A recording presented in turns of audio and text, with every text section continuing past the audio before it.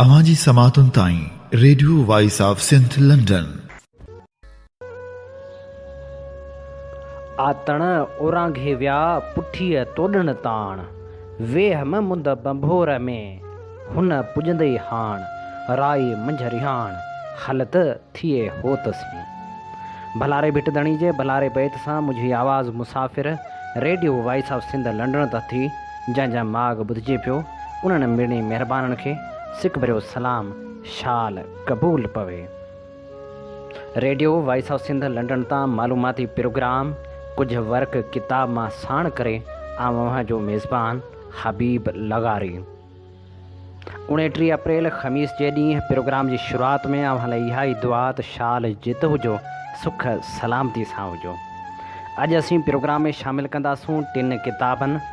सिंधु जो सफ़र जेको लिखियो आहे एलेक्जेंडर बेरेंस ऐं उनजो तर्जुमो कयो आहे नाम्यारे लेखक ऐं ॾाहे साईं अता मोहम्मद बंभरे। ऐं ॿिए किताब निंड न हेरियो नेण, इहो किताब नाम्यारे साफ़ी जाखोड़ी अॻवान radio voice of Sindh London जे बानी साईं इमदाद ओढो जो लिखियलु आहे, जेको सुजागी पब्लिकेशन कराची पारां 2019 में छपराए पधरो कयो वियो। ऐं 3 किताब बुख इश्क ऐं अदब, जेको नाम्यारे लेखक ऐं सिंध जे आशिक़ मोहिन कल्पना जो लिखियलु आहे। इन्हनि 3 किताबनि मां चूंड वर्क अव्हां जी ख़िदमत में पेश कंदासीं। प्रोग्राम जी शुरूआति में जंहिं किताब जा वर्क वरायूं था उहो किताब आहे निंड न हेरियो नेण। जी हा, इहो किताब लिखियो आहे नाम्यारे लेखक सीनियर साफ़ी जाखोड़ी अॻवान radio voice of Sindh London जे बानी साईं इमदाद ओढे। अचो त किताब जा वर्क वरायूं। किताब जी शुरूआति में पंहिंजे पारां लिखंदे यादगिरियुनि जा वर्क वराए थो साईं इमदाद अली ओढो। सूर्य थिए सिंगार असुल आशिकन जो, लुॾिया कीन लतीफ़ चए नेज़े थिया निर्वार, कुसण जो करार असल आशिकन सी। मुंहिंजो ॿियो किताब निंड न हेरियो नेण तव्हांजे हथनि में आहे। 1976 खां अॼु ॾींहं ताईं साफ़ती दौर में मुख़्तलिफ़ मौक़नि ऐं वाक़िअनि ते लेख, इंटरव्यूज़ ऐं तक़रीरूं शामिलु आहिनि। साफ़ती सफ़र में शागिर्द दौर वारी जदोजहद वांगुरु ॾुखियो आज़माइशनि ऐं तकलीफ़ुनि सां भरपूर आहे। शागिर्द दौर में सिंध नेशनल स्टूडेंट फेडरेशन जे प्लेटफार्म तां जदोजहद दौरान जेके कुझु करे सघियसि उहो तारीख़ जो हिसो आहे। वन यूनिट जे ख़ात्मे, वोटर लिस्टनि में उर्दू ऐं बंगाली सां गॾु अमड़ ॿोली सिंधी में नारा लिखण वारी तहरीक, 2 फ़ौजी आमरनि जनरल अयूब ख़ान ऐं जनरल यहया ख़ान जे फ़ौजी आमरियतनि ख़िलाफ़ ऐं जमहूरियत जे हक़ीक़ी बहाली लाइ भरपूर तहरीक ऐं सिंध जी मालिकी सेल्फ डिटर्मिनेशन सिंधियुनि हवाले करण वारी तहरीक में भरपूर हिसो वठण सबबि मुंहिंजी ख़ुशनसीबी चइबी त उन लाइ धरती जे अदना पुट वांगुरु जेल ॾिठा। यूनिवर्सिटी मां रेस्टिकेशन रूपोशियूं ॾिठियूं, सणभियुनि नौकरियुनि जी आछ ऐं ॿिया सुख छॾे अमड़ धरती जे इश्क में ॾूंगर ॾोरिया। हिन समूरी जदोजहद जो नतीजो इहो निकितो जो आम रिवायती नौजवाननि वांगुरु तालीम मुकमिल थियण खां पोइ नौकिरी करे सिर्फ़ु पाण नवाज़ण बजाए क़ौमी तहरीक में भरपूर हिसो वठण वारो अज़म करे साफ़ती मोर्चो संभालण जो फ़ैसिलो कयो। पाकिस्तान जहिड़े मुल्क ख़सूसन सिंध लाइ पंहिंजे माण्हुनि लाइ साफ़त करण ॾूंगर ॾोरण खां घटि न हो। शागिर्द दौर वारी जदोजहदी साफ़त करण ते हिमथायो। जैकमाबाद खां सिंध सुजाग जी शुरूआति खां वठी पहिरीं कंप्यूटराइज़्ड अख़बार आवामी आवाज़ ऐं पोइ रोज़ानी सोभ ताईं जो सफ़र बि सवलो कम न हुयो।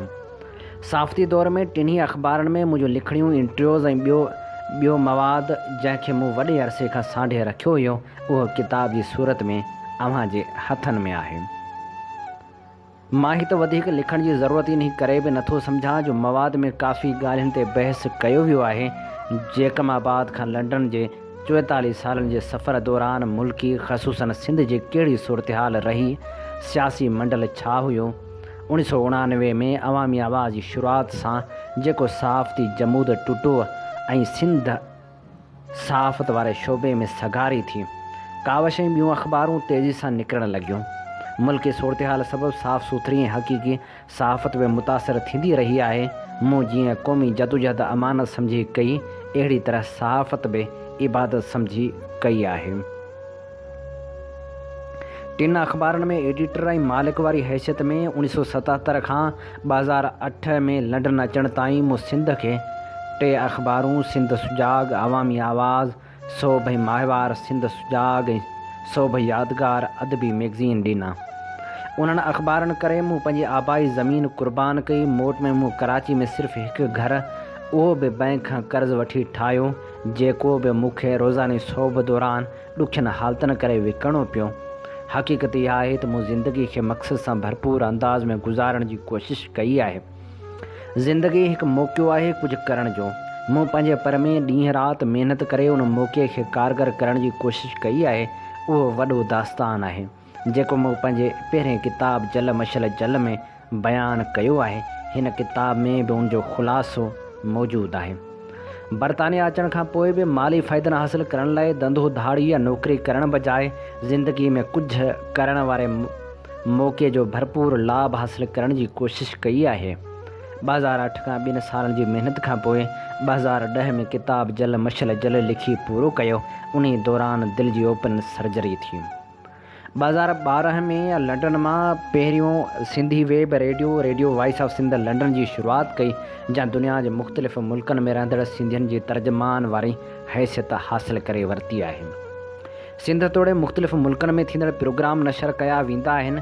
2018 में voice of Sindh London web TV शुरू कई वई। सिंध में उहे प्रोग्राम जेके सिंधी मीडिया नशर नथी करे, कुझु मीडिया जे मालिकनि जा माली मुफ़ाद आहिनि ऐं ॿियो वरी रियासती इदारनि जी लठ बि आहे। असां वटि उहे प्रोग्राम असल सूरत में रेडियो ऐं टीवी तां नशर कया वञनि था। अहिड़ी पॉलिसी जे करे रियासती इदारा असां ते नाराज़ आहिनि ऐं नामालूम माण्हू बग़ैर नंबर जे फ़ोन करे धमकाइनि था त असां सिंध जे मुफ़ादनि ऐं उते इंसानी हक़नि जी लताड़ ख़िलाफ़ु थींदड़ प्रोग्रामनि खे नशर करण खां परहेज़ करियूं। असांजो मौक़िफ़ चिटो ऐं खरो आहे त असां सहाफ़त जी बुनियादी असूलनि जी पोइवारी कंदे पंहिंजो फ़र्ज़ु निभाए रहिया आहियूं। असां हिन वक़्त ताईं 3800 खां वधीक प्रोग्राम नशर कया आहिनि ऐं उन्हनि प्रोग्रामनि जूं यूट्यूब ऐं डेली मोशन जूं लिंक्स ठाहे हमेशह जे लाइ उन्हनि खे महफ़ूज़ कयो वियो आहे। ज़िंदगी जे हर खेत्र में तव्हांखे तहक़ीक़ लाइ असां वटि मवाद मिलंदो। उन खां सवाइ रेडियो जी 24 कलाक नशरियात हले थी, जंहिंमें सूफ़ी, क़ौमी ऐं वणंदड़ गीत, भिट धणी जी शाइरी, सिंध तोड़े दुनिया जी तारीख़ मां मज़ाहिमती तहरीकनि बाबति ॼाण, इल्मी अदबी प्रोग्राम ॾाहनि जा ॾस, सिंध तोड़े दुनिया जे मुख़्तलिफ़ मुल्कनि में थींदड़ प्रोग्रामनि जूं मुकमिल कारवायूं, क़ौमी ऐं इनक़लाबी शाइरी ऐं काराइतनि किताबनि मां इंतिहाई मालूमाती प्रोग्राम नशर कया वञनि था। उनजो नतीजो इहो निकितो त मई 2017 में सिंध दुश्मन क़ुवतनि पाकिस्तान में रेडियो जी नशरियात ते पाबंदी मढ़ी छॾी, पर मुतबादिल तरीक़नि सां उते नशरियात जो सिलसिलो जारी रखियो आहे। उमिरि जे पिछाड़ी वारे पहर में आहियां। 72 साल जी उमिरि में इहो अहसासु अथमि त ख़बर न आहे कॾहिं साह जी तंद टुटी पवे। वक़्तु घटि आहे, ॾींहुं राति कमु करे ज़िंदगी खे सफल करण जी कोशिशि करे रहियो आहियां। दिलि जो मरीज़ आहियां, आर्थराइटिस जी तकलीफ़ आहे। घणो वेही कमु करण करे चेल्हि में सूरु रहे थो, उन जे बावजूदु ॾींहुं राति कमु करियां थो। हक़ीक़त में हीउ इश्क़ जो मामिरो आहे। इंसान जंहिं में पेशे में हुजे उनखे इबादत सम्झी करे त ज़िंदगी आसान, लाभाइती ऐं मक़सद वारी थी वञे थी। बाक़ी पंहिंजे मुक़दस पेशे खे धन दौलत जी हासिलात सां जोड़ींदड़ भुलियल ऐं गुमराह आहिनि। सचाई ऐं मक़सद वारी ज़िंदगी जो ॾस्त धणी बि ॾिए थो। दुनिया में नबी, वली, ओलिया या वतन ऐं इंसानियत लाइ ज़िंदगियूं घारींदड़ पंहिंजे ज़ात लाइ कहिड़ी धन दौलत ठाहे विया, इहो असां सभिनी जे लाइ सोचण जो मक़ाम आहे। इंसान खे इल्म, अक़ल ऐं शऊर जी नेमत खे कंहिं लाभाइते कम लाइ इस्तेमालु करण जी ज़िंदगी जो सभ खां अवलीन मक़सदु हुजणु घुरिजे। असां वटि अक्सरियत सिर्फ़ु पंहिंजे लाइ जीअण ऐं ग़लति तरीक़नि सां धन दौलत गॾु करण जी लत जो शिकार आहे। अंदर में सिर्फ़ु उहा हवस आहे त पंहिंजे मनसब जो ग़लति इस्तेमालु करे ऐं ॿिनि जा हक़ मारे वधि में वधि दौलत गॾु कजे। ॾींहुं राति उन कमु करण करे इंसान मां इंसानी क़दर ख़तमु थी वञनि था ऐं पोइ उहो समाज बेहस ऐं भञडाह जो शिकार थिए थो, जीअं अॼु सिंध जी सूरत हाल आहे। सिंध खे अमड़ बि चऊं था ऐं पंहिंजे इल्म अक़ल जो इस्तेमालु बि उनजी तबाही लाइ था करियूं। इहा पंहिंजी धरती माउ पाण सां ऐं धणी सां वॾी ज़्यादती आहे। नाजाइज़ दौलत माणपो ख़त्म करे थी, समाज खे बर्बाद करे थी। उन करे असांजा साझा हवंद जेके ज़िंदगी जे हर खेत्र में कम कनि था, उन्हनि खे पंहिंजे ज़मीर मूजिबि पंहिंजी सिंध धरती ऐं समाज जी बहितरी लाइ ज़िंदगी वक़्फ़ करणु घुरिजे। ज़िंदगी हिकु झटको आहे जेका अख छिंभ में गुज़री वञे थी। जॾहिं वक़्तु गुज़री वञे थो त पोइ सिर्फ़ु ऐं सिर्फ़ु पछतावो रहिजी वञे थो। उन करे क़ीमती ज़िंदगी खे सिर्फ़ु ॿियनि लाइ जीअण जो वसीलो बणाइणु घुरिजे। ॾिसो त तव्हांजी ज़िंदगी कीअं तव्हांखे सुख ऐं शांती सां शर्मसार करे थी। बरतानिया में सिंधी जझे अंदाज़ में रहनि था। हिते अक्सर रोज़गार ऐं बहितर मुस्तक़बिल लाइ अचनि था। हिंद मां सिंधी वॾे अंग में हिते आबाद आहिनि ऐं कारोबार में वॾी अहमियत हासिल करे चुका आहिनि। सिंध मां हाणे हिते अचण जो सिलसिलो वधी वियो आहे। अक्सरत तालीम हासिल करण लाइ अचे थी, नौकरियूं वठी मुस्तक़िल रिहाइश इख़्तियार करे थी। कुझु सिंधी कारोबार बि कनि था। हिंद ऐं सिंध जे सिंधियुनि जो पाण में को गहरो तालुक़ु क़ाइमु थी न सघियो आहे। उन लाइ ॿिन्ही तरफ़नि पारां कोशिशूं जारी आहिनि। सिंध सां वास्तो रखंदड़ मुख़्तलिफ़ खेत्र में कमु कंदड़ तनज़ीमूं आहिनि। डॉक्टरनि जी तनज़ीम सिंध डॉक्टर एसोसिएशन, हिन तनज़ीम में डॉक्टरनि जी अक्सरियत आहे। सिंध में तालीम, सिहत ऐं समाजी कमनि में मिसाली हद ताईं सरगर्म आहे। वर्ल्ड सिंधी कांग्रेस ही तनज़ीम वॾे अरसे खां सिंध में इंसानी हक़नि जी लताड़ ख़िलाफ़ ऐं सिंध जे क़ौमी हक़नि जी हासिलात लाइ कमु करे रही आहे। कैनेडा ऐं अमेरिका में बि हीअ तनज़ीम सरगर्म आहे। हर साल लंडन में सिंध जे अहम मसइलनि ते इंटरनेशनल कॉन्फ्रेंस कराई वेंदी आहे। इंसानी हक़नि जे भञकड़ियुनि ख़िलाफ़ बरतानिया, कैनेडा, स्विट्ज़रलैंड, अमेरिका में एहतिजाज कंदी रहे थी। इंसानी हक़नि जे आलमी तनज़ीम ॾाढो सिंध जो केस अंगनि अखरनि सां पेश करे थी। सिंधी संगत यूके वॾे अरसे खां सिंधी सक़ाफ़त, ईद मिलण, गॾिजाणियूं ऐं इंसानी हक़नि जी लताड़ ख़िलाफ़ मुख़्तलिफ़ तनज़ीमनि सां सहकार कंदी आहे। सिंधी एसोसिएशन ऑफ यूरोप जेका हर साल कल्चरल प्रोग्राम कंदी रहे थी ऐं सिंध मां यूके ईंदड़ मुख़्तलिफ़ शख़्सियतनि सां कचहरियूं कंदी आहे। इंटरनेशनल सिंधी वूमेन ऑर्गेनाइज़ेशन जेका सिंध अंदरि तालीम, सिहत ऐं औरतुनि जे हक़नि लाइ वसीह पैमाने ते कमु करे रही आहे ऐं हर साल लंडन में यादगार सक़ाफ़ती प्रोग्राम कयो वेंदो आहे। इंसानी हक़नि जे हवाले सां थींदड़ सरगर्मियुनि में सहकार कंदी रहे थी। यूके में इंतहाई कुर्बाइते सुलझणे ऐं सिंध तां साह सदको कंदड़ असांजी भेण डॉक्टर अफ़साना भुरगड़ी थोरे अरसे अंदरि इंसानी ख़िदमतनि जे खेत्र में घण पासाऊं कमु कयो। पाण समूरनि तनज़ीमनि सां सहकार कंदी हुई ऐं हर एहतिजाज में सरगर्मी सां हिसो वठंदी हुई। हुन सिंध सरतियुनि जे नाले सां औरतुनि जी तनज़ीम ठाही, जंहिं थोरे वक़्तु अंदरि तमामु वॾो कमु कयो। हैदराबाद सिंध में औरतुनि जे मसइलनि ते यादगार इंटरनेशनल कॉन्फ्रेंस कराई, जंहिंमें सिंध जी कुंड कुड़िछ मां औरतुनि वॾे अंग में शिरकत कई। मुख़्तलिफ़ शहरनि में अखियुनि समेत मुख़्तलिफ़ बीमारियुनि जे इलाज लाइ कैंपूं लॻारायूं। फेसबुक ते मुख़्तलिफ़ शोबनि जे माहिर डॉक्टरनि ऐं समाज सुधारक अॻवाननि सां सिहत समेत मुख़्तलिफ़ मसइलनि, ख़ुसूसन औरतुनि जे मसइलनि ते लाइव सेशन कया। हुन फेसबुक ते सिंध सरतियूं ग्रुप में 60,000 खां वधीक औरतुनि खे मेंबर कयो। डॉक्टर अफ़साना भुरगड़ी तमामु घणो कमु करणु चाहे पई, पर ज़िंदगी हुनजो साथ न ॾिनो। 15 मई 2019 ते सिंध हिकु अज़ीम न्याणी खां हमेशह लाइ महरूम थी वई। सिंध अॼु मसइलनि जो शिकार आहे। उन लाइ समूरनि सिंधियुनि, ख़ुसूसन बाशऊर तालीम याफ़्ता सिंधियुनि खे संजीदगी सां सिंध लाइ सोचणु घुरिजे। मुल्क में सिंधियुनि जी नुमाइंदगी कंदड़ तबिके जी मुफ़ाद परस्ती खे साम्हूं रखंदे सोचण जो मक़ाम आहे त इक़्तिदार में शामिल तबिके हमेशह सिंध जो सौदो कयो आहे। अॼु सिंध जंहिं सूरतहाल जो शिकार आहे, उहा इंतिहाई ॾुखोईंदड़ आहे। हर इक़्तिदारी धुर वॾी पकाई सां तरक़ी जी ॻाल्हि करे थी। अॼु वसीलनि सां मालामाल सिंध जो माण्हू बुनियादी सहूलियतुनि खां महरूम आहे। तालीम जेको ग़रीब जे अॻिते वधण जो वसीलो आहे, उन खां खेसि महरूम कयो वियो आहे। सेज अबतर हालत आहे। सिंध जूं ज़मीनूं धारियुनि खे विकिरो कयूं वियूं आहिनि ऐं हीउ सिलसिलो तेज़ी सां जारी आहे। सिंध जो आम माण्हू ॿिनि वेलनि जी मानी लाइ परेशान आहे। माण्हू पंहिंजा ॿार विकिरो करे रहिया आहिनि। माइरूं पंहिंजे ॿारनि समेत ख़ुदकुशियूं करे रहियूं आहिनि। थर में बुख सबबि मासूम ॿार मुसलसिल मौत जो शिकार थी रहिया आहिनि। इस्पतालूं त आहिनि, पर उते इलाजु कोन्हे। मुल्क बीमारियुनि मुंहुं कढियो आहे। हेपाटाइटिस, HIV, बुकियुनि जी बीमारी ऐं चमड़े जे बीमारियुनि समेत अनेक मसइला कर खयो बीठा आहिनि। ॾोकड़नि ऐं सिफ़ारिश खां सवाइ नौजवाननि खे रोज़गार कोन थो मिले। हर शहर में हर जाइ ते गंदगी जा ढेर नज़र ईंदा। का अहिड़ी ॻाल्हि कोन्हे जंहिं लाइ चइजे त का बहितरी थी आहे। वतन फ़िरोश वॾेरा ऐं जागीरदार जेके मुख़्तलिफ़ हीलनि बहाननि ऐं दोहमान ऐं धमकियुनि सां वोट वठनि था, उहे बि सोचियल सम्झियल मनसूबे तहत हर उहो कमु कनि था जेको सिंध ऐं सिंध वासियुनि जे मुफ़ादनि जे ख़िलाफ़ु हूंदो आहे। मुल्क जा इख़्तियार धणी उन्हनि खे हर दफ़े चूंडनि में खटराइनि था।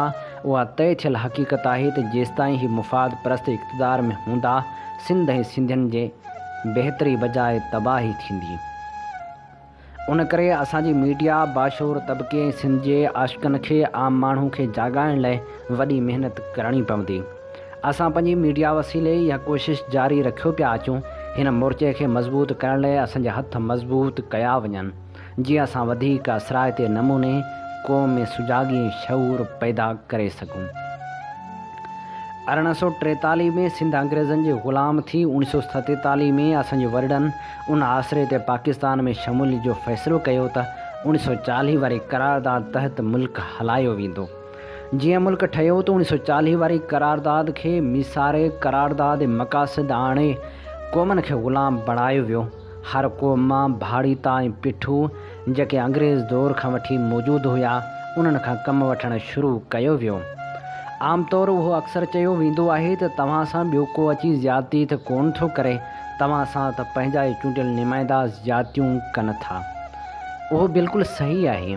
ॾिसणो इहो आहे त उहे हमराह कंहिंजा मंज़ूर नज़र आहिनि। सदियुनि खां अहिड़े क़िस्म जा वतन फ़रोश पैदा कया वेंदा आहिनि जेके पंजाब जो रूप धारे धाड़े में धारियुनि सां गॾु हूंदा आहिनि। ग़ुलामी वारे दौर जी निशानी इहा हूंदी आहे त धारियुनि जा दलाल बि साॻी ॿोली ॻाल्हाईंदा आहिनि जेके उन्हनि जा आका चाहींदा आहिनि।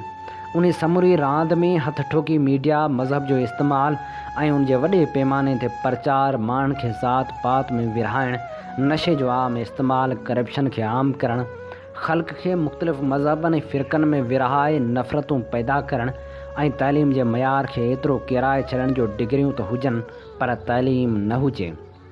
स्कूल हुक्मरान जूं ओताकूं बणियल हुजनि। हुक्मरान जो सिर्फ़ु इहो मक़सदु आहे त ख़ल्क़ हिकु थी न सघे, धरती जी मालिक न करे सघे ऐं ॾींहों ॾींहुं वधंदड़ मसइलनि करे हर माण्हू परेशान आहे। अॼु सिंधियुनि खां कराची फुरण जूं ॻाल्हियूं कयूं पियूं वञनि। ईअं सम्झो त सिंधियुनि जे पेरनि हेठां ज़मीन खिसकंदी पई वञे। उन करे ख़िते में तेज़ी सां तब्दील थींदड़ सूरतहाल ते नज़र रखंदे इहो सम्झणु घुरिजे त सिंध घण पासाए बलाउनि जे घेरे में आहे। उन जो सबबु सिंध जा वसीला आहिनि जिन ते ताक़त जे ज़ोर ते कब्ज़ो कयो वियो आहे। कब्ज़े खे बरक़रार रखण लाइ असल धणियुनि खे मथे ज़िक्र कयल बीमारियुनि जे वर चाढ़ियो वियो आहे। हाणे वक़्तु अची वियो आहे त पंहिंजे वतन जी हिफ़ाज़त करण लाइ अमलनि कुझु कजे। सिंध असांजो वतन आहे। असांजे लाइ असांजो वतन सभ खां वधीक उत्तम आहे। सदियुनि खां वतन जी हिफ़ाज़त लाइ असांजा जोधा पंहिंजा सिर क़ुर्बान कंदा आया आहिनि ऐं हीअ सिलसिलो अञा ताईं जारी आहे। उनजो सबूत बाखोड़ी जा शहीद, कारी मोरी जा शहीद, मुज़फ़र भुट्टो, ज़ुल्फ़कार भुट्टो, बेनज़ीर भुट्टो, नज़ीर अब्बासी, बशीर ख़ान कुरैशी ऐं ॿियनि खे साज़िशनि वसीले शहीद कयो वियो आहे ऐं ॿिया केतिरा नौजवान खंभे गोलियूं हणी रोडनि ते लाश उछलाया विया आहिनि ऐं अॼु बि केतिरा ॼणा कानून जी लताड़ कंदड़ ज़ालिमनि जे टार्चर सेलनि में क़ैद आहिनि। मुंहिंजी इहा बि कोशिशि हूंदी त गुज़िरियल 7 सालनि दौरान radio voice of Sindh London ऐं TV तां नशर थींदड़ ॾाहनि जा मुख़्तलिफ़ मौज़ूअनि ते लेक्चर, यादगार, अदबी, सियासी, समाजी, नाले वारनि शख़्सियतनि जा जनम ॾींहुं ऐं वर्षनि वारनि प्रोग्रामनि खे किताबी सूरत में शाया करायूं। इन सिलसिले में मां सरहदी वारनि खे गुज़ारिश कंदुसि त अहिड़े मवाद जी छपाई में असां सां सहकार कयो वञे जो ही मवाद असांजे तइलीमी इदारनि तोड़े तहक़ीक़ कंदड़ शागिर्दनि लाइ लाभाइतो साबित थींदो। जीअं त दुनिया में जंगजूं हथियारनि जी बजाए मीडिया वसीले विढ़ियूं वञनि थियूं, जेकॾहिं असांखे पंहिंजा हक़ वठणा आहिनि ऐं क़ौम में शऊर पैदा करिणो आहे त असांखे मीडिया जो मोर्चो मज़बूत करिणो पवंदो। उन लाइ असां सभिनी खे गॾिजी कमु करणो पवंदो। Radio voice of Sindh London Sindhi media जो पहिरियों इदारो आहे जंहिं पारां इहा कोशिशि कई वई त दुनिया में रहंदड़ सिंधियुनि खे हिकु लड़ी में पोइजे ऐं सिंध जे बरंदड़ मसइलनि ते सगारो आवाज़ पैदा करे सघिजे। ख़ुसूसन सिंध हिंद बर्तानिया अमरीका कैनेडा समेत दुनिया जी कुंड कुड़िछ में रहंदड़ सिंधियुनि खे हिक ॿिए जे वेझो आणिजे। इन सिलसिले में रेडियो तां हिंद जे सिंधी अदीबनि ऐं दानिश्वरनि जे जनम ॾींहं वरसियुनि जे मौक़े ते इल्मी अदबी ख़िदमतनि ते उन्हनि खे भेटा पेश करणु ऐं सिंधियुनि खे आगाही ॾियण लाइ तमामु घणा प्रोग्राम नशर कया विया आहिनि ऐं हीउ सिलसिलो जारी आहे। अहिड़नि प्रोग्रामनि खे तरतीब ॾियण लाइ असां लेखक नारियुनि लाइ कमु कंदड़ ऐं घणनि किताबनि जे ख़ालिक़ साइण वीना शरंगी ऐं कामरेड चनेलाल वाधवाणी जा थोराइता आहियूं। रेडियो जे अहिड़े अमल सबबि सिंधियुनि जे बदख़्वाह इदारनि पारां असांखे हिंदनि जो हिमायती हुजण जे इल्ज़ामनि सां नवाज़ियो वियो। जॾहिं त असां सम्झूं था त सिंधी कहिड़े बि मज़हब सां तालुक़ रखंदड़ हुजनि ऐं दुनिया जे कहिड़े बि हिसे में रहंदड़ हुजनि, उहे हिकु घर जा भाती आहिनि ऐं असां उन्हनि खे सिंध जो असल वारस सम्झूं था। उन सिलसिले में असांजूं भरपूर कोशिशूं जारी रहंदियूं। आख़िर में गुज़ारिश कंदुसि त किताब बाबति तव्हां पंहिंजी राय जो इज़हार ज़रूरु करियो। इमदाद अली ओढो, लंडन। नाम्यारे सहाफ़ी जाखोड़ी अॻवान ऐं radio voice of Sindh London जे बानी साईं इमदाद अली ओढे जे किताब निंड न हेरियो नेण मां असां अवां जी ख़िदमत में चूंड वर्क पेश कया। अवी ॿुधी रहिया आहियो radio voice of Sindh London ऐं आऊं अव्हां जो मेज़बान आहियां हबीब लगारी। अवां जी ख़िदमत में प्रोग्राम पेश करे रहिया आहियूं कुझु वर्क किताब मां। जेकॾहिं अव्हीं असांजा गुज़िरियल प्रोग्राम ॿुधणु चाहियो था त हींअर ई यूट्यूब ते वञी सर्च कयो radio voice of Sindh London ऐं ॿुधंदा रहो radio voice of Sindh London. Programme कुझु वर्क किताब मां मेहाण नाम्यारे ॾाहे लेखक ऐं क़ौमप्रस्त अॻवान अब्दुल वाहिद आरीसर जे किताब माड़ियुनि मारिस किनकी जा वर्क वरायूं था। अब्दुल वाहिद आरीसर पंहिंजे किताब में लिखे थो, ए दोस्त, तोखे जेकॾहिं माया जो मोह छिके मूंखां परे गिहले वियो आहे ऐं आउं शायदि तुंहिंजे लाइ उन गुनाह जे ॿार वांगुरु थी वियो आहियां जंहिंखे का बि जुवानड़ी पंहिंजे वजूद तां मिसारण लाइ बाथरूम जो रुख़ कंदी आहे। पर मूंखे पंहिंजो पाण ते एतमाद आहे त तुंहिंजे ज़हन ऐं ज़मीर ते मुंहिंजे प्यार ऐं ख़ुलूस जा चिटियल लफ़्ज़ पकड़ सुजी मुसवरी वांगुरु कॾहिं बि मेटिजी ऐं मिसारजी न सघंदा। मुंहिंजो हीउ बि ईमान आहे त रूह जा रिश्ता कॾहिं सड़ी फुल्हार न थींदा आहिनि। उन करे ज़िंदगी जे कंहिं मोड़ ते मुंहिंजा रूह जा रिश्ता तुंहिंजे लाइ ज़ंजीरूं बणिजी तोखे छिके मूं वटि वठी ईंदा। रूह जा रिश्ता सिर्फ़ु उन वक़्तु ई टुटंदा जॾहिं हिन विशाल काइनात में न तूं हूंदे ऐं न मां। पर हिकु साइंस जे शागिर्द जी हैसियत में तूं इहो सम्झी सघीं थो त मादो फ़ना न थींदो आहे, न भाव न मादो फ़ना न थींदो आहे, सिर्फ़ु सूरतूं ऐं शिकलियूं तब्दील कंदो रहंदो आहे। थी सघे थो त हिन पृथ्वी ऐं आकाश जे वायु मंडल में असां वरी बि कंहिं जग में माया जे मोह खां आज़ादु थिए पखियुनि जी सूरत में मिलूं ऐं उन वक़्तु काश तुंहिंजे ज़हन ज़मीर तां पुराणियूं यादियूं न ॾिठियूं हुजनि। पंजाब जे जेलनि में अॼु ताईं कैदियुनि खे नालनि जे बदिरां खेनि मिलियल नंबर ते सॾियो वेंदो आहे ऐं उहो नंबर हर कैदी जी कमीज़ जे पुठी ते छापियो वेंदो आहे। अॼु अमृता प्रीतम जे किताब रसीदी टिकट पढ़ंदे ख़बर पियुमि त रूस में बि कैदियुनि खे नंबर सां सॾियो वेंदो हो। उन सिलसिले में मैक्सम गोर्की खे ज़ार जी जेल में नंबर मिलियल हो। उन वक़्तु दुनिया खे शायदि ई ख़बर हुजे त हीउ उहो शख़्स आहे जंहिंजे नाले जी शोहरत अज़मत ऐं बुलंदी खे कंप्यूटर बि कंट्रोल करे न सघंदो। हुन इंतिहाई हक़ारत सां मूं ॾांहुं ॾिसंदे चयो, आख़िर तूं आहीं केरु? तुंहिंजी हैसियत छा आहे? तूं हिकु थरियाणी पीरूं चूंडींदड़ माउ जो पुटु आहीं। पहिरीं पंहिंजी हैसियत बयानु कर। जवाबु ॾिनमांउ, सिंधी आहियां ऐं सिंध जी उन टुकड़े सां वास्तो रखंदड़ आहियां जंहिंखे तमामु थोरो फ़ातिहनि जे घोड़नि जे सुंभन लताड़ियो आहे। आऊं उहो थर आहियां जंहिंमें कॾहिं थुअरनि आस न पली आहे। ऐं मारोई जी लोही जी उहा लीड़ आहियां जंहिंखे उमिरि जे हथ कॾहिं बि रसी न सघियो। आऊं उहो झांगियुनि जो झूपो आहियां जेको माड़ियुनि सां मटायो न वियो आहे। आऊं उहा खथी आहियां जंहिं मंझि रहंदे मारू जाम मलीर जो खटियो हो। ऐं उन्हनि रत फुड़न जो राबेल आहियां जेके महाराजा सैरस जी निडघट मां सिंध जे मिटी ते किरिया हुआ। ऐं उहो अरोड़ जो दरवाज़ो आहियां जेको सिंध जी सलामती जो ज़ामिन बणियो रहियो। ऐं दरिया ख़ान जी हुबुल वतनी जे सॾ जो पड़ाॾो आहियां। ऐं मखदूम बिलावल जे घाणे में पीड़ियल हॾनि जो गोदो आहियां।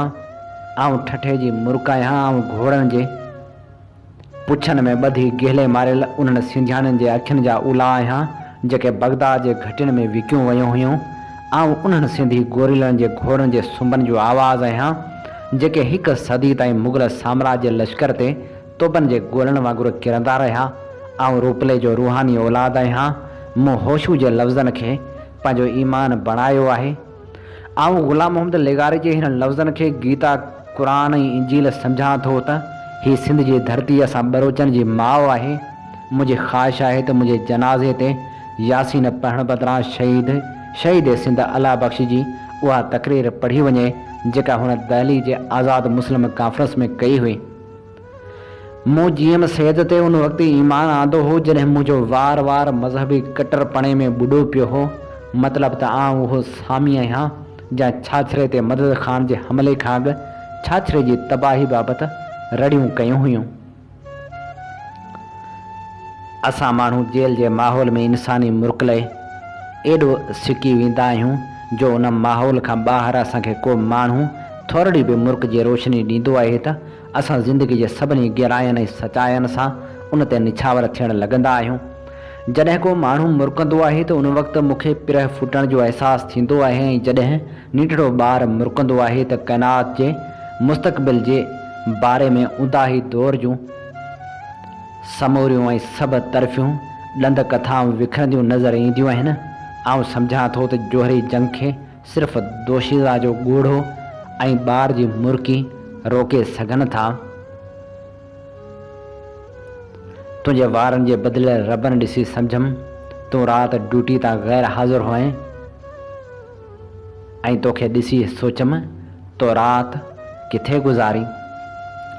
अॼु दुनिया जे उसरंदड़ मुल्कनि जा अॻुवान कोशिशि पिया कनि त खेनि आलमी इदारे में बावकार हैसियत मिले, यानी अक़वाम मुतहदा में 5 वॾियुनि ताक़तनि जी वॾेरप ख़तमु थिए।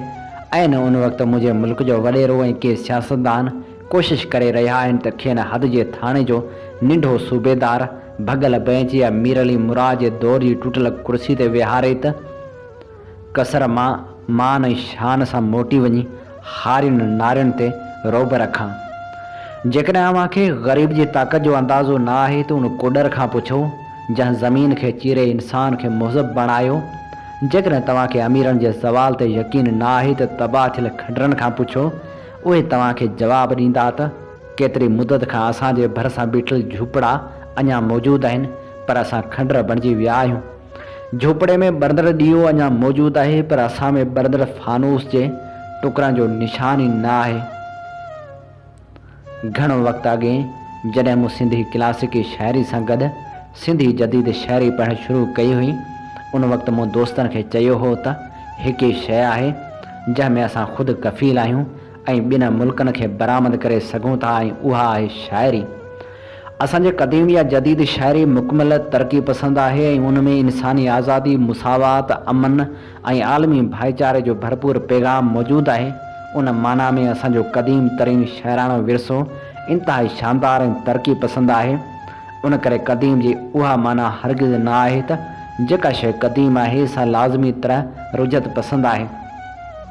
अलबत्ता हिन दौर में असांजे कुझु सिंधी शाइरनि जी शाइरी पढ़ंदे मूंखे ज़रे घटि उल्टी अची वेंदी आहे। हिन दौर में को अहिड़ो सुठो सिंधी शाइर पढ़ण लाइ तबियत एॾी मांदी आहे जहिड़ी चांडो की राति में कारनि वारनि जी छांव में का चांदनी जहिड़े चहिरे ते चुमी ॾियण लाइ तबियत में तांग हूंदी आहे। अमर जलील फ़न ऐं फ़नकार जो तिबकाती तजुर्बो कंदे लिखियो आहे त टैगोर जीअं त वॾो सरमाएदार हो, उन करे खेसि पंहिंजे फ़न खे शोहरत ॾियण जो मौक़ो मिली वियो ऐं हुन यूरोप जा सैर करे पंहिंजो फ़न उते मुतारिफ़ करायो। उन करे खेसि नोबेल प्राइज़ मिलियो। वरना चैटर्जी बंगाल जो वॾो फ़नकार ऐं कहाणीकार हो। उन्ही ॻाल्हि में कुझु शक कोन्हे त फ़न ऐं फ़िक्र जी तिब्काती हैसियत ज़रूरु असरअंदाज़ थींदी आहे, जंहिंजो मिसाल असां वटि सिंध में केतिरनि पीरनि मखदूमनि ऐं सैदनि जो शाइर जी हैसियत में तारुफ़ आहे। पर हरू भरू टैगोर खे नोबल प्राइज़ संस तबक़ाती हैसियत कोन ॾियारियो हो। जेसि ताईं मुंहिंजो मुतालिबो आहे त टैगोर जे किताब गीता नजली जे मुक़ाबले में ख़लील जिब्रान जो किताब पैगुंबर आयो हो। पैगुंबर नसर में हो ऐं गीता नजली नज़म जो किताब हो। वॾी चटाभेटी ऐं ॾे वठि खां पोइ कामेटी टैगोर जे हक़ में फ़ैसिलो ॾिनो हो। हूअं उन लाइ टैगोर पंहिंजो को बि असर रसूख़ इस्तेमालु न कयो हो, न ई खेसि अहिड़ी का ज़रूरत ई हुई। टैगोर ते नोबल प्राइज़ जे हुसूल लाइ कोशिशि करण ऐं असर रसूख़ इस्तेमालु करण जो इल्ज़ाम ईअं आहे जीअं को लतीफ़ ते इल्ज़ाम हणे त हू अलामा इक़बाल ओपन यूनिवर्सिटी मां अरबी सबक़ तयारु करण वारे शोबे जी चार्ज अमर जलील खां छॾाइण जी कोशिशि करे रहियो आहे।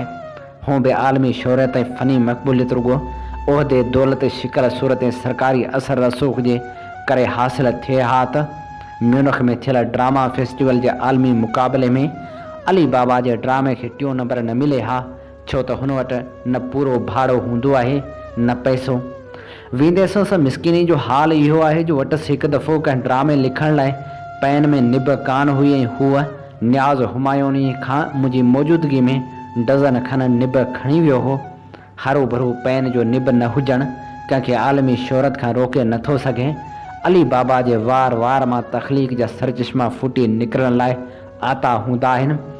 अॻिते हली छा साबित थिए, पर अॼु आलमी अदब में कृष्ण चंद्र खां मुंशी प्रेमचंद उर्दू अदब जे हवाले सां वधीक आलमी शोहरत याफ़्ता आहिनि, जेतोणीकि हूअ प्राइमरी मास्तर हो। चयो वञे थो त असां आज़ादु आहियूं, असां जदोजहद करे आज़ादी वरिती आहे। नतीजे तौरु अवाम आज़ादी मां फ़ाइदो हासिल करे रहियो आहे। अहिड़ियूं दावाऊं सभु कूड़ियूं आहिनि, बटाकूं आहिनि ऐं फ़रेबकारियूं आहिनि। हक़ीक़त ही आहे त अॼु हिन मुल्क ते अंग्रेज़ जो रूहानी औलाद हुकूमत करे रहियो आहे। हिंदुस्तान में उहो माण्हू हुक्मरान आहे जंहिं जेल लठियूं ऐं गोलियूं खाधियूं। उन जे बरक्स असां वटि उहो तबिको शुरू खां वठी हुकूमत कंदो रहियो आहे जंहिं अवाम ते अंग्रेज़नि जे चवण ते गोलियूं हलायूं। अंग्रेज़नि जी वफ़ादारी में न सिर्फ़ु हिते जे हुरियत पसंद अवाम खे क़त्ल कयो वियो, पर उन टोले पंहिंजनि ॾाढ़ियुनि सां साम्राज लाइ रस्ता साफ़ कराया ऐं पंहिंजे ज़ालनि जे साड़ियुनि सां ग़ैर मुल्की आकान जे बूटनि खे पॉलिश करणु पंहिंजो शान सम्झो हो। अंग्रेज़ी सिपाही खे बचाइण लाइ देसी ऑफिसर चांवर अंग्रेज़ी सिपाही खे ॾींदो हो ऐं पाण रुॻो बीज ते गुज़ारो कंदो हो। जॾहिं 1869 में अंग्रेज़ी फ़ौज शाह शुजा खे तख़्त वठी ॾियण लाइ अफ़गानिस्तान ॾांहुं रवानी थी त उन वक़्तु बहावलपुर मां फ़ौज खे मटणो हो, जंहिंजो इतला नवाब साहिब खे अॻुवाट ॾिनो वियो। नवाब साहिब पंहिंजे रियासत जे वॾड़नि खे हुकुम ॾिनो त जितां जितां अंग्रेज़ फ़ौज मटे उन रस्ते खे ॾाढ़ियुनि सां अहिड़े रीति बुहारियो वञे जीअं उन ते को बि किन किचिरो न रहे। उन सां गॾु उहो हुकुम बि ॾिनाई त मुल्क में गाय ॿाकरे ऐं रेढे माल सां गॾु कुकड़ ऐं पखी जेके हुजनि से अची अंग्रेज़नि जी महिमानी लाइ मौजूदु करियो। नतीजे तौरु रियासत में कंहिं बि ग़रीब माण्हू वटि सिहतमंद जानवर न बचो। उन मदद जे आधार ते अंग्रेज़नि सिंध ऐं बलूचिस्तान फ़तह कया। अफ़सोस इहो अथमि त होशूं ऐं रूपले जे गैरतमंद रत ते उन गदार नवाब जे पोटे जा बूट आहिनि। यानी नवाब जो पोटो सिंध जो होशूं ऐं रूपले जे देश जो गवर्नर आहे ऐं असांजे ज़ख़्मी मजबूर ऐं बेवस हुबल वतनी ते टहक ॾेई रहियो आहे। इंसान जी अज़मत खे ॾिसी चई सघिजे थो त इंसान पंहिंजे काइनात जा ख़ुदा आहिनि। इंसान जे वेरण लाइ मौत जी गजगोड़ आहिनि। असां कंहिं नई दुनिया जो इंसान कंहिं नई दुनिया जो ख़ालिक़ आहे। इंसान कंहिं नई सुबुह जो पैगुंबर आहे। इंसान कंहिं नई पिरह जो पैदा कंदड़ आहे। इंसान कंहिं अज़ल ऐं अब्द जो उहो लाफ़ानी गीत आहे जेको माउ जे पेट में चुरंदड़ जीव जे अंदरि ईंदड़ इंसान जो शऊर फूकींदड़ इसराफ़ील लॻंदो आहे। बाबा, आउं सॼी उमिरि सिंध जी सलामती लाइ विढ़ंदो रहियो आहियां, छो त मुंहिंजी पहिरीं नज़र तुंहिंजे पटके ते पई हुई ऐं पोइ जॾहिं मुंहिंजे शऊर इनफ़राद जूं सरहदूं लताड़े इज्तमाइयत जे सदाबहार खेतनि में क़दम रखियो, उन वक़्तु हिन धरती जे हर इंसान जो पटको मूंखे तुंहिंजो पटको नज़र आयो हो, पर ख़बर न आहे छो मूंखे उहो पटको कुझु मेरो नज़र आयो। उन ॾींहुं मूं लतीफ़ जे हिन बैत जी माना सम्झी वरिती त सूंहं वञायमि सूमरा मेरो मुंहुं थियोमि वञण ते त पियोमि जित हलण ना हुसनरी। उन पुॼाणा मूं न सिर्फ़ु उन तुंहिंजे पटके जी सलामती लाइ वेहणु शुरू कयो, पर उन तां मर जा तह लाहिण जी बि कोशिशि कयमि, छो त उहा मर सिंधु जे पाणी जी मौजूदगी में मूंखे कुझु ओपरी लॻी हुई। पोइ सम्झमि त उहा मर ग़ुलामी गुरबत जी आहे जेका होशू जी शहादत खां पोइ हर सिंधी जे पटके खे लॻी चुकी आहे ऐं जेका हर हालत में लाहिणी आहे सभिनी पटकनि तां। ऐं हाणे नाम्यारे नावल निगार सिंध जे आशिक़ मोहिन कल्पना जे किताब बुख इश्क ऐं अदब जा वर्क वरायूं था। यादगिरियुनि खे सारींदे पंहिंजी आत्मकथा में मोहिन कल्पना लिखे थो, हिकु ॾींहुं ॾिसां त बाज़ार बंदि थियण लॻी आहे। के माण्हू दुकान लुटे रहिया आहिनि, मंज़िलगाह चवनि। शहर में हींदन मुस्लमान जो फ़साद थियो आहे। तॾहिं मूंखे ख़बर न हुई माण्हू हिंदू बि थींदा आहिनि ऐं मुस्लमान बि थींदा आहिनि। साह हूंदो त ॿिन्ही खे प्यारो आहे, पर ॿई सम्झंदा आहिनि त साह फ़क़्ति हिकिड़नि खे ऐं ॿियनि खे प्यारो न हूंदो आहे। दादा मुंहिंजो पीउ बि हिकु दुकान तां नवां बूट खणी आयो। पोइ जॾहिं मिलिट्री आई त दादा उहे बूट हेठि फिटा करे छॾिया। मिलिट्री ईंदी हुई त शहर में राकास घुमी वेंदो हो। माउ ॿारनि खे छाती सां लॻाए डप ऐं हिरास विचां आसमान ॾांहुं निहारींदी ऐं मां सोचणु लॻंदुसि त ही माण्हू पाण में विढ़नि छो था। घणो पोइ सम्झमि त माण्हू विढ़ंदा न आहिनि, विढ़ाया वेंदा आहिनि। हिकु ॾींहुं मूं दादा खां पुछो, दादा मंज़िलगाह छा आहे? तोखे उहा जॻह ॾेखारी अथमि, पर आहे छा? मुस्लमान चवनि था त उते हिकु पुराणी मस्जिद आहे। मस्जिद छा खे चइबो आहे? हिंदू भॻवान जी मंदर में पूॼा कनि ऐं मुस्लमान मस्जिद में ख़ुदा जी। भॻवान ऐं ख़ुदा में कहिड़ो फ़र्क़ु आहे?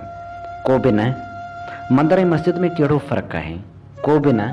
भला हिंदनि ऐं मुस्लमाननि में मथे ते हथ रखी प्यार कंदे चयाईं सच पच त को बि न। जॾहिं कंहिं बि ॻाल्हि में को फ़र्क़ु न आहे त पोइ माण्हू विढ़नि छो था? अणपढ़ियल आहिनि। फ़साद थियो, ॼण तूफ़ान लॻो, चोतरफ़ वीरानी, सुनसनाहट, डप ऐं हिरास। ऐं हूअ मुंहिंजी माउ। मतां मुंहिंजनि ॿचड़नि खे कुझु थी पए। जे दुनिया जो माइरूं ॿधी कनि त दुनिया में का जंग न लॻे, को दंगो फ़साद न थिए। माउ हिकु यूनिवर्सिटी आहे, ज़ुबान बि उहा ॾे, तहज़ीब बि, प्यार बि, मोह, ममता, विश्वास ऐं त्याग। जमहूरी मुल्कनि जो पार्लियामेंटूं हू क़ाइदो पास कनि त मुल्क जा सदर ऐं वज़ीर अज़म फ़क़्ति औरतूं थी सघनि थियूं। घटी में military parade, shoot it, site जा आर्डर। मां सुबुह जो 5 लॻे अक्सर ख़ालसनि वारो वॾो गिलास खणी दादा लाइ चांहि वठणु वञा। सख़्तु हूंदह त वॉचमैन पुछंदो केरु? अड़े मोहिन आहीं, वञ वञ।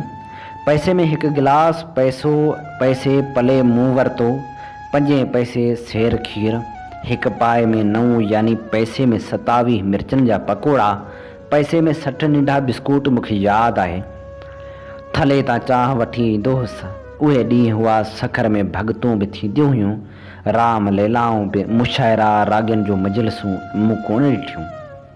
कंहिं दरवेश जे माइटनि खे किन ख़बीस हिंदनि मारे छॾियो। 2 ख़बीसनि बदिले में भगत कंवर जो खून कयो। तीरथ बसंत कंवर ते ज़बरदस्त किताब लिखियो। साल खनि थियो त वरी पढ़ियमि। कंवर न हिंदू हो न मुस्लमान हो, ऐं अञा सिंध जे कोमप्रस्तनि कंवर जो ॾींहुं न मल्हायो आहे। खेनि रोहड़की में कंवर जी समाधि अॻियां गोॾा खोड़े 5 वॾनि जे गुनाहनि जी माफ़ी वठणु घुरिजे। मां उन सरगस में शामिलु थियोसि। ॿिया रुना पे, मूं न रुनो।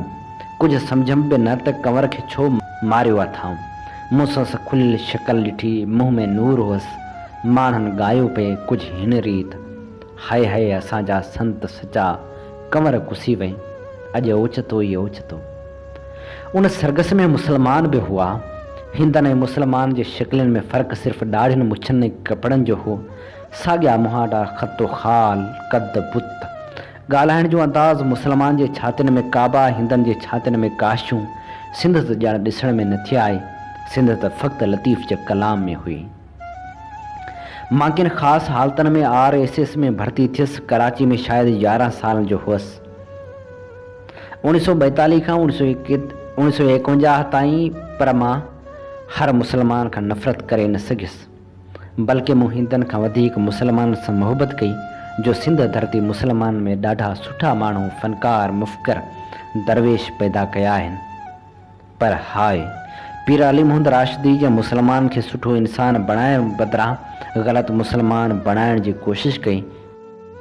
सो मूं होश संभालियो त मूंखे ॿुधायो वियो त आउं हिंदू हुअसि। मुंहिंजो जनमु छंछरु 22 नवंबर 1930 ते कोटड़ी में सुबुह जो 5:30 लॻे थियो। ॾाॾी जो पहिरियों पोटो, नानी नाने जो पहिरियों ॾोहिटो ऐं माउ पीउ जो पहिरियों पुटु हुअसि। चवंदा आहिनि पैसो हथनि जी मेर आहे। शायदि जनम जे पहिरें ॾींहुं मुंहिंजा हथ एतिरा चुमियाऊं जो मुंहिंजे हथनि में अधु सदी जी उमिरि ताईं का मेर ॼमी न सघी आहे। दहियूं चढ़ियूं, शरणाई वारा घुराया विया। उन ॾींहुं हर रस्तो सेवाणी घटी लंघनि जे पाड़े ॾांहुं थी वियो। कुंड में घाणो, उन बाद असांजो घर वटां सिंधू तरफ़ वञे त रस्तो मंगणहार जे पाड़े खां वञी सिंधू में समाप्त थिए। उन जे उबतड़ रस्तो ईदगाह खां फिरंदो बंद ॾांहुं वञे, यानी शीदियुनि जे पाड़े ॾांहुं। ऐं बंद बि वराको खाए नूर मोहम्मद स्कूल जे भरिसां वञी माछियुनि जे पाड़े में छेड़ो करे। चौकुंडी जो सिधो रस्तो हिकु त उन स्कूल तरफ़ वञे, ॿियो मुखिया बाज़ार, मुख़्तियारकार जी ऑफिस, हैदराबाद ॾांहुं वेंदड़ बस स्टैंड। उन बाज़ार मां हिकु रस्तो स्टेशन ॾांहुं, जंहिंजा नंढा वण ऐं कुंड अञा बि यादि अथमि। मुंहिंजो दादा बोलचंद मघाराम लाला असल सेवाणी रेलवे में क्लार्क हो ऐं हर 5-7 साल संस बदिली थींदी हुई। उन रीत कोटड़ी बाद के साल सखर, के साल लाहौर, के साल कालका समला, वरी के साल कोटड़ी ऐं के साल कराची में गुज़ारियासीं। ॾाॾू लाला मघाराम वॾो दहशत वारो शख़्स हो ऐं माण्हू संस वॾी इज़त कंदा हुआ। नानाणा हैदराबाद में उलंदे कचे में रहंदा हुआ, जिते खेनि बंगलो हो। मां ॿियो दफ़ो जॾहिं कोटड़ी आयुसि त पंधि हैदराबाद वेंदो हुउसि ऐं साॻे ॾींहुं वापसि वरंदो हुउसि। मुंहिंजो पुफड़ जीतोराम भिटशा में स्टेशन मास्टर हो। मां शाह लतीफ़ जी ज़मीन ते पैदा थियुसि, पर यादि न अथमि त कॾहिं भिटशाह वियो हुउसि। मुंहिंजे पीउ जो मामो तुलसीदास बि सेवाणी घटी में रहंदो हो, जंहिंजूं 2 धीअरूं रकमणी ऐं लैला शहर जूं ख़ूबसूरत छोकिरियूं लेखियूं वेंदियूं हुयूं ऐं ख़ासि तौर बरोच संदन घर ॿाहिरां थधा साह भरे सॼे शहर खे एयर कंडीशन करे छॾींदा हुआ। नानो मेठाराम बटाणी डिप्टी कलेक्टर हो। मुंहिंजी माउ धमीबाई तालीम कॉन्वेंट में वरिती ऐं मरण ताईं भॻल टुटल अंग्रेज़ी ॻाल्हाईंदी हुई। दुख में अक्सर अंग्रेज़ी कविताऊं ॻाईंदी हुई। ॾाढो रेलवे में हो। रिटायर थियण बाद हुन चार्ल्स डिकन्स जा नावल पढ़णु शुरू कया। पोइ हुन वटि टैगोर जा किताब हूंदा हुआ। पिछाड़ी जो हू अंधो थी पियो। उन हूंदे बि कॾहिं बाज़ार वेंदो हो त टांगे वारा पासो कंदा हुआ त लाला मघाराम थो अचे। नालो संस यादि न अथमि, मगर मां जॾहिं ॿियो दफ़ो कोटड़ी आयुसि त हिकु टांगे वारे हफ़्ते में मूंखे अॻियां विहारे शहर घुमाइणु शुरू कयो। उहो ज़िमेदारी दौरु हो, उन करे सदियुनि खां माण्हुनि जी ज़िंदगी ठहर वारी हूंदी हुई। माण्हुनि में सादगी सचाई हूंदी हुई ऐं लॻभॻि अंदरां ॿाहिरां साॻिया हूंदा हुआ। मां शिकल मां ज़हीन लॻंदो हुउसि ऐं घटि पढ़ण जे बावजूदि यादाश्त तेज़ हुअण सबबि कचे 12 खां मैट्रिक ताईं क्लास जो मॉनिटर रहंदो आयुसि। चाहे त फ़ी न भरे सघण करे मैट्रिक में स्कूल फ़क़्ति 21 ॾींहं वञी सघियुसि। मां सखर में 2 दर्जे जो हुउसि, जो मास्तर रिसेस में सॾु करे 2 सलाहूं ॾिनियूं त मां शक्ल में खेसि ईअं थिए लॻसि त मां पंहिंजे मुल्क ऐं माण्हुनि लाइ कुझु कंदुसि। उन करे हुन चयो, तूं हमेशह सच ॻाल्हाइज, कॾहिं कंहिंखे गार न ॾिज, रोज़ अख़बार पढ़ज। मुंहिंजा कोड बि अक्सर कल्याणकारी हूंदा आहिनि। दुनिया भर जूं अख़बारूं पढ़ंदो आहियां ऐं अॼु ताईं कॾहिं हिकु गार न कढी अथमि। गुस्से जी हालत में गार में गुस्सो ज़ोरदार नमूने ज़ाहिर थींदो आहे, पर जीअं त मां गार न ॾींदो हुउसि, उन करे नंढी उमिरि खां ज़ोरदार इज़हार जी तलाश में हूंदो हुउसि।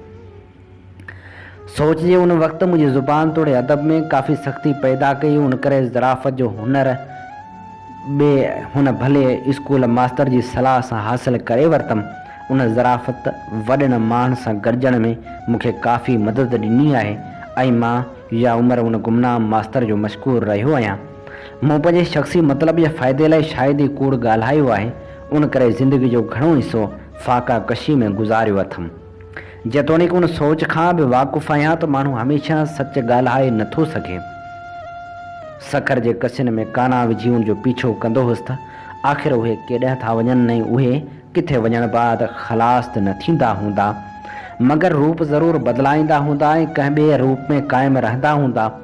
वॾो थियुसि त सोच में ईंदड़ जूं 84 लख चवणियूं बि उन रीत हूंदियूं। लाश खे बाहि लॻी रख नदी में वेही, नदी समुंड में, समुंड मां ककर, ककरनि मां मींहुं, सो दुनिया जे हर पुराणे जे वजूद में उनजो को जज़ो समाइजी वञे।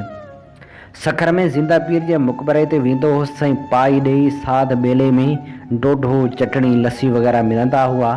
सिंधु दरिया में उहो ॿेलो ॾाढो वणंदो हो। मां नंढी उमिरि खां रुलाक बणियुसि ऐं दादा जे मुसलसल ॿोली मूंखे वणनि ते चढ़ी वॾियुनि टारियुनि ते लटकण जी आदत पइजी हुई, सा अञा बि अथमि। कोटड़ी तोड़े सखर में ॿेरनि खजनि जे वणनि जो को ओही वाही न हो। खजूर ॾाढी वणंदी हुअमि, ईअं मूं काबे जी खजूर बि खाधी आहे। मूं हिकु कहाणी बि लिखी, अमन हालेलनि लाइ खजूर अहिड़ी सुठी आहे जो उनजे हासिलात लाइ हिंदुस्तान पाकिस्तान सां दाइमी जंगबदी जो उहिदनामो करे सघे थो। रुलण पिनण भटकण, सोच सोच सोच, मां किथां आयुसि, मां केॾांहुं वेंदुसि, ज़िंदगी ऐं मौत विच में छा ग़लति छा सही आहे, उनखे कीअं बहितर बणाइजे। पहिरीं ॿिनि वेदव्यास ऐं वाल्मीकि ऐं आख़िरिन छेद में कार्ल मार्क्स, रॉबर्ट आइंस्टाइन मुंहिंजी सोच खे विज्ञानक ॾांहुं बख़्शियो आहे। चाहे थोरो घणो दुनिया जे घणनि मुफ़करनि खे पढ़ियो अथमि। सखर जे मंज़िलगाह मुंहिंजी दिलि ते निहायत गहरो असरु छॾियो आहे, पर उमिरि नंढी हुअमि, मसइलो सम्झ में न थे आयो। असांजा मास्तर ऐं प्रोफेसर बि सिंधी तारीख़ बाबति अक्सर जहिड़ा ॼट। लेखकनि वटि बि ख़ाली अण लिखियल पटी ॾाहिर खे शेख अयाज़ मार्फत मोहम्मद इब्राहिम जोए मशहूरु कयो त उहो सिंधी तारीख़ जो पहिरियों सिंधी सुरमो आहे जो पंहिंजी ज़मीन ऐं माण्हुनि लाइ लड़ियो। उनखां बि वॾो दर्जो दोदे जो आहे जो बि सिंधी ज़मीन ऐं माण्हुनि लाइ, सिंधी गैरत लाइ दहली जे शहनशाह अलाउद्दीन खिलजी सां लड़ियो। उॾेर उलाल खे उतार मञियो थो वञे, मगर हुनजी ज़िंदगी ते घटि खोजना थी आहे ऐं असीं सां सेक्युलर किरदारु उभारे न सघिया आहियूं, छो त उहो ई मुस्लमान लाइ ज़िंदा पीर आहे जो सखर में आहे। मूं गुज़िरियल 8-10 सालनि खां सिंधी तारीख़ जो चङो अभ्यास कयो आहे ऐं सख़्तु सियासी मतभेद रखंदे बि मां मञा थो त पीर अली मोहम्मद राशिदी उहे ॾींहुं उहे शींहं में मंज़िलगाह ते काफ़ी सनद सां ऐं सही लिखियो आहे। जेकॾहिं केरु नारायण दास मलकाणी जी आत्मकथा निराली ज़िंदगी पढ़े जा उन पीर अली मोहम्मद राशिदी खां अॻु लिखी आहे त लॻंदो त मंज़िलगाह हिकु पुराणी मस्जिद ई आहे। सूमरनि ऐं समन जे वक़्त खां रियासती सतह ते सिंध में मज़हबी नफ़ाक़ ॾिसण में नथो अचे। तुरखान जे वक़्त में थोरी सख़्ती थी, मगर अंग्रेज़नि ज़ोर एकड़ बेकड़ वाक़िअनि ते आंदो, पर मुसलमान सां विढ़नि ऐं हिंदू हिंदनि सां। अहिड़ा केतिरा मिसाल तारीख़ में मौजूदु आहिनि, यानी रिवायात जी लुग़त, मगर साम्राजवादियुनि पंहिंजे राज खे क़ाइमु रखण लाइ सिंधियुनि में नफ़ाक़ जो ॿिज विधो। सिंध जी तारीख़ ऐं हिंदुस्तान जी तारीख़ में वॾो फ़र्क़ु आहे। सिंध में तसौफ़ जो घणो असरु रहियो आहे। ही चूंड वर्क हुया मोहन कल्पना जे किताब बुख इश्क अदब मां। अवी ॿुधी रहिया हुआ प्रोग्राम कुझु वर्क किताबनि मां। इन ते ई प्रोग्राम जो वक़्तु पंहिंजी पुॼाणी ते पहुचे थो। पंहिंजे मेज़बान हबीब लगारी खे ॾींदा इजाज़त। वरी ॿीहर नए सिर प्रोग्राम सां मिलंदासूं ईंदड़ हफ़्ते। तेसि ताईं अव्हां लाइ इहा ई दुआ, जित हुजो सुख सलामती सां हुजो, कॾहिं बि अव्हां जो मुर्कूं मेरियूं न थियनि, कॾहिं बि अव्हां मायूसियुनि जे कुन में न फासो ऐं कॾहिं बि ॾुख अव्हां जी ज़िंदगी में न अचनि। शाल आबाद हुजो, शाल वसंदा रहो ऐं पंहिंजी धरती सिंध जी ख़िदमत कंदा रहो, सिंधी माण्हुनि जी ख़िदमत कंदा रहो।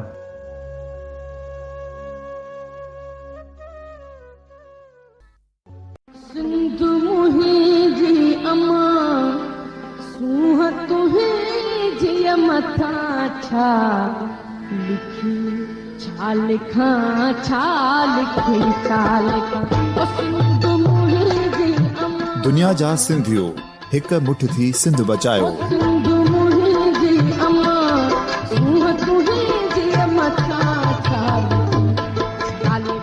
सिंध जो क़ौमी आवाज़ radio voice of Sindh London.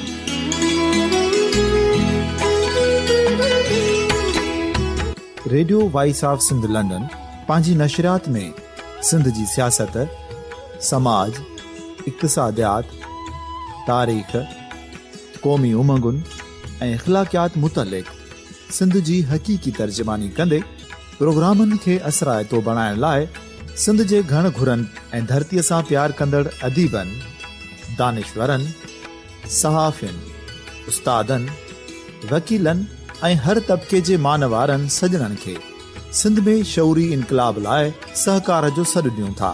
अचो त गॾिजी सूफ़ियुनि ऐं संतनि वारी सिंध जो ओज हिकु मुठ थी वरी वापसि आणण वारे सफ़र जा साथारी बणिजऊं।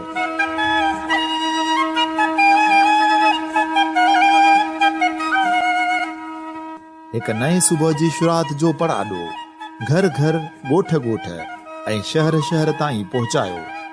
शाल सिंध आबाद ऐं ख़ुशहाल थिए, सिंधी माण्हू सुखियो ऐं सताबो थिए।